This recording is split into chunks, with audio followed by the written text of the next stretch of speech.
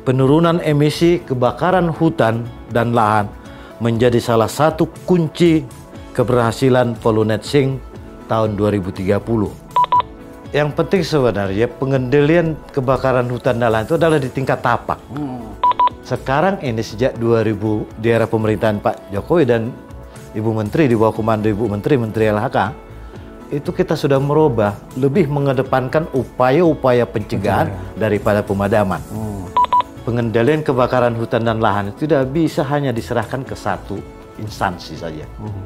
Ini masalah merah putih. Kalau sudah masalah merah putih, segenap unsur bangsa ini harus terlibat aktif dan menjadi bagian dari solusi.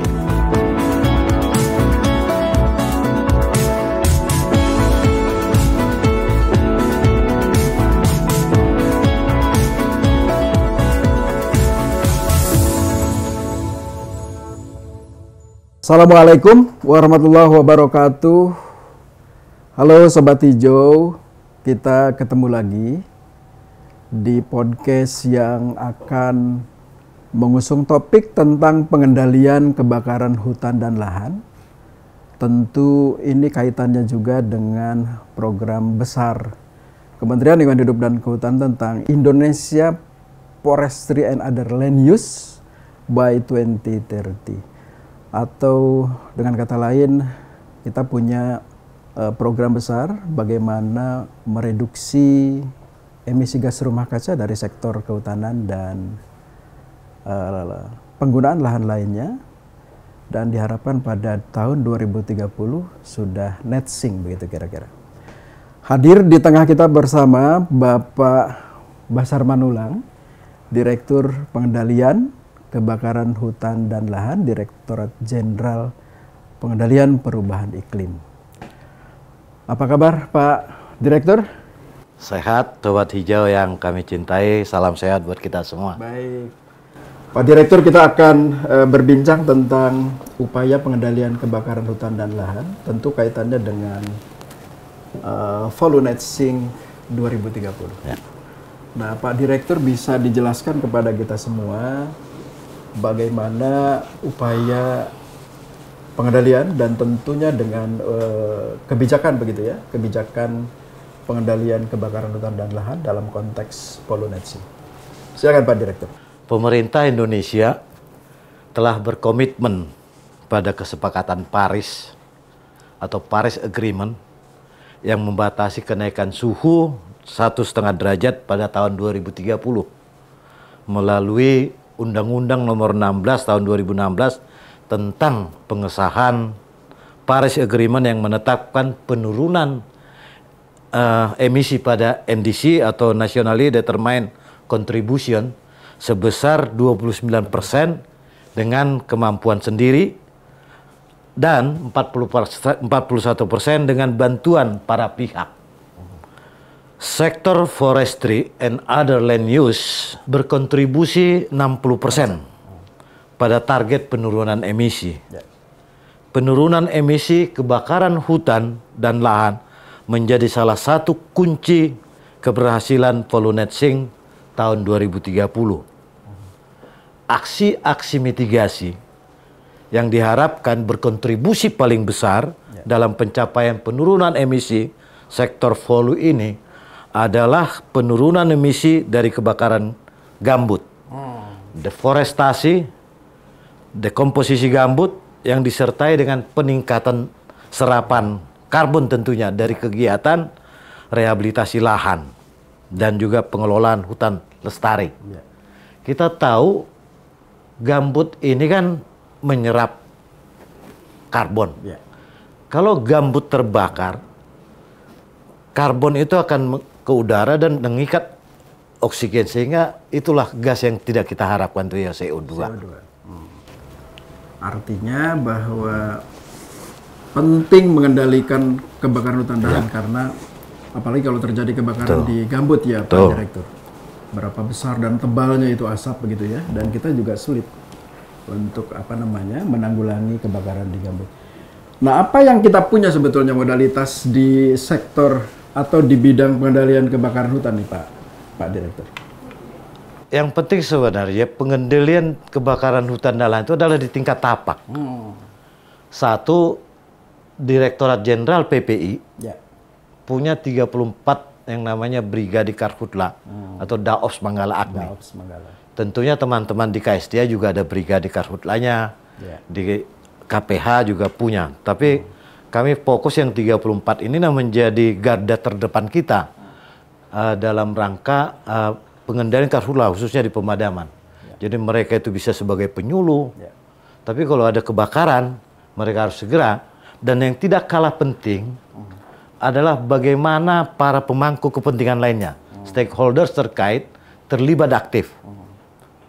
Sejak 2016 di era pemerintahan yang terhormat Bapak Jokowi dan di bawah komando Menteri LHK Ibu Siti Nurbaya, dalam hal ini kan kita menginisiasi pemerintah khususnya KLHK melakukan corrective action kan. Kalau kita lihat sejarah 2015 orang setelah terjadi kebakaran baru pada turun. Sekarang ini sejak 2000 di era pemerintahan Pak Jokowi dan Ibu Menteri di bawah komando Ibu Menteri LHK itu kita sudah merubah lebih mengedepankan upaya-upaya pencegahan daripada pemadaman. Sebagai mitra strategis kita juga ada kelompok masyarakat yang namanya MPA, Masyarakat Peduli Api. Atau 2 tahun terakhir ini kita bikin Masyarakat Peduli Api Berkesadaran Hukum. Inilah di samping teman-teman dari unsur TNI, kepolisian, BPBD, itu bekerja bersama-sama seperti itu, Pak. Sehingga kita lihat data 3 tahun terakhir ini kan relatif menurun. Itu juga kita harus yakin itu karunia Tuhan kepada bangsa Indonesia. Karena dari hasil prediksi dari BMKG ini meskipun musim kemarau masih relatif basah. Tapi tidak kalah penting bagaimana semakin terintegrasinya, semakin tingginya kepedulian masyarakat, termasuk para media di dalam upaya-upaya menekan terjadinya kebakaran hutan dan lahan. Artinya upaya pengendalian itu sistematis dan terus dilakukan, Pak Direktur. Betul. Nah, kalau di tahun 2022 ini seperti apa, Pak Direktur? Kondisi kemudian upaya pengendaliannya. Kalau tahun 2022 ini dibandingin ini karena kita sudah menghitung kebakaran hutan dan lahan itu per 1 Januari sampai Agustus. Kalau kita bandingkan secara head to head, periode Januari sampai Agustus 2021 itu terjadi penurunan sekitar 17%. Sampai Agustus tercatat 135.908 hektar. Kita berharap ya September, Oktober, November, Desember itu kondisi masih relatif kondusif. Tapi memang kita harus tetap siaga. Kita kan punya upaya pengendalian early detection, early suppression. Seperti itu. Baik. Dan di mana lokusnya, Pak Direktur, dari provinsi yang rawan kebakaran kira-kira yang intensif dilakukan pengendalian di tahun ini di mana kira-kira? Kalau kita itu diintensifkan sebenarnya di seluruh provinsi. Di seluruh provinsi. Terutama di wilayah-wilayah gambut ya, di Kalimantan Tengah, Kalimantan Barat, Kalimantan Selatan, termasuk Kaltim. Di Sumatera itu mulai dari Aceh. Ya, karena di Aceh itu di pantai baratnya itu ada gambut. Kita berkoordinasi dan komunikasi intensif dengan teman-teman di lapangan, khususnya dengan Kepala Dinas LHK sebagai tandem kita. Di Riau, di Jambi, di Sumatera Selatan. Jadi itu kita intensifkan. Paling tidak komunikasi dengan para pemangku kepentingan, termasuk teman-teman dari Kalaksa BPBD. Kami berkomunikasi aktif. Karena itu yang diarahkan oleh pimpinan kita, Ibu Menteri, Ibu Dirjen. Saya nggak pernah takut untuk melakukan hal yang benar. Dan yang saya yakinin, pengendalian kebakaran hutan dan lahan itu tidak bisa hanya diserahkan ke satu instansi saja. Ini masalah merah putih. Kalau sudah masalah merah putih, segenap unsur bangsa ini harus terlibat aktif dan menjadi bagian dari solusi. Nah, ini kalimat yang penting, Sobat Hijau. Saya kira tadi Pak Direktur menyampaikan ada unsur keterpanggilan ya, semua stakeholders di manapun berada begitu ya, dan di berbagai sektor manapun gitu dalam upaya pengendalian kebakaran hutan dan lahan. Nah, pelibatan seperti apa kira-kira Pak Direktur? Misalnya terhadap dunia usaha, institusi, kelembagaan, tokoh masyarakat dan lain bisa diceritakan Pak Direktur. Terima kasih Sobat Hijau yang tercinta. Saat ini ya, sejak tahun 2020 arahan Ibu Menteri, ya, kita telah menyusun langkah-langkah permanen penanganan karhutla. Menteri Lingkungan Hidup telah mencetuskan ada 3 klaster pokok dalam rangka solusi permanen. Yang pertama, kita melakukan analisis iklim dan langkah-langkahnya. Kita memonitoring cuaca, ya, secara kontinu dengan sumber informasi dari BMKG.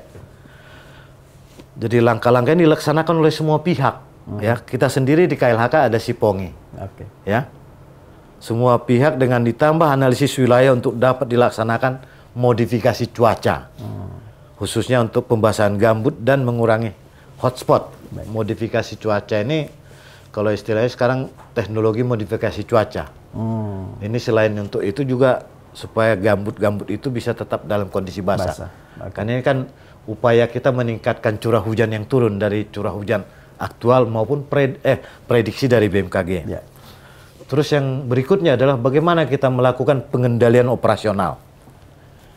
Pengendalian operasional kita lakukan di tingkat tapak, ya. Melalui pembentukan Satgas Terpadu yang timnya terdiri dari, tentunya Satgas Terpadu itu di provinsi kalau sudah ditetapkan status siaga, seperti misalnya Pak Gubernur Riau, itu langsung semua terlibat, tim Satgasnya itu. Termasuk di dalamnya Manggala Agni. Ya. Di tingkat tapak ada dari unsur TNI Babinsa. Di tingkat kepolisian ada Babin Kaptipmas. Ada tokoh masyarakat, tokoh agama di tingkat tapak.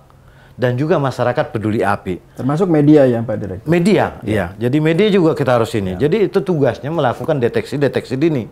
Di samping itu kesiapan posko teknis.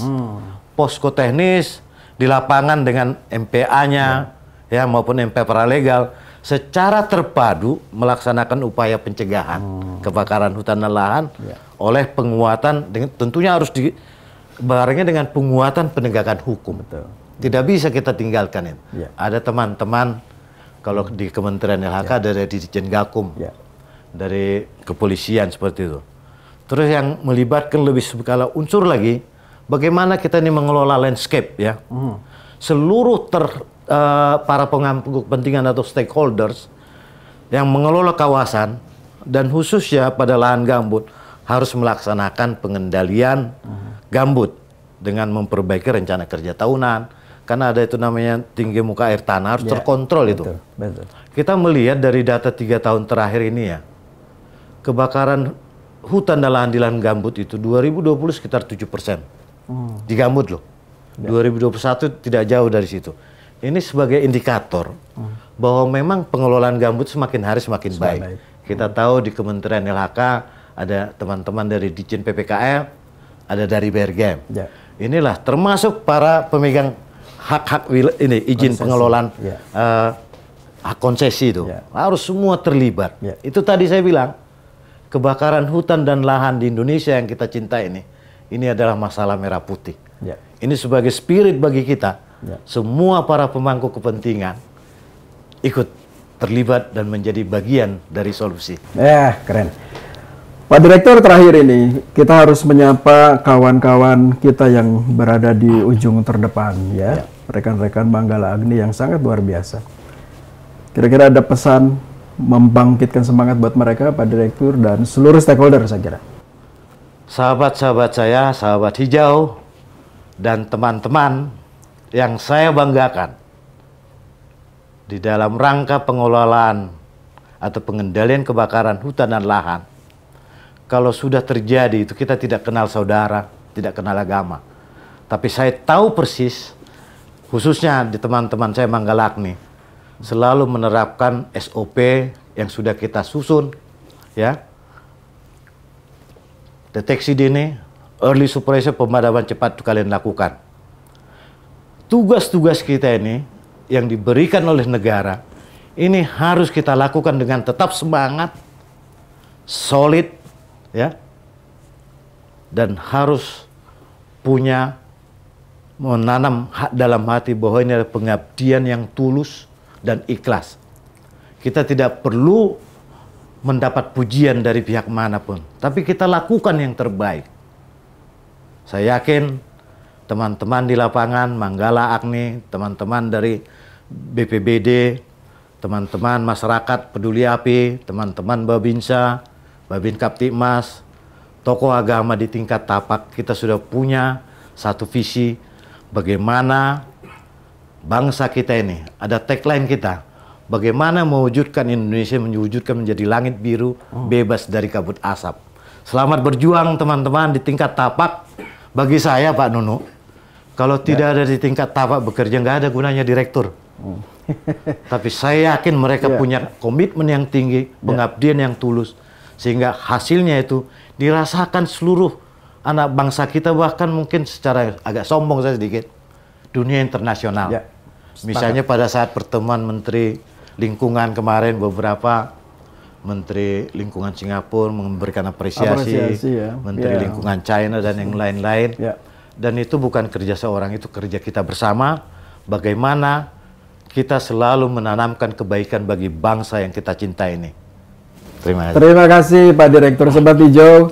Beliau tadi menyampaikan ada Undang-Undang 16 tahun 2016 sebagai ratifikasi Paris Agreement. Kemudian Pak Direktur juga menyampaikan komitmen mitigasi, gitu ya, upaya bagaimana mereduksi dengan 29% upaya sendiri, gitu ya, 41% dengan dukungan komitmen internasional. Dan berbagai kebijakan, penanganan dan pengendalian yang tengah dijalankan, termasuk beliau mengapresiasi rekan-rekan Manggala Agni dan seluruh stakeholder yang saya kira berjibaku penuh, begitu ya, dalam upaya pengendalian kebakaran hutan dan lahan. Sobat Hijau, sampai ketemu pada podcast yang lain. Pak Direktur, terima kasih sekali lagi. Kita sapa Sobat Hijau. Terima kasih Sobat Hijau, sampai ketemu di podcast yang lain. Tetap semangat teman-teman. Semangat. Pandemi masih ada, tapi tetap kita jalankan protokol kesehatan. Semoga pandemi segera game over dari bumi yang kita cinta ini. Baik, saya akhiri. Assalamualaikum warahmatullahi wabarakatuh. Sampai jumpa rekan Sobat Hijau.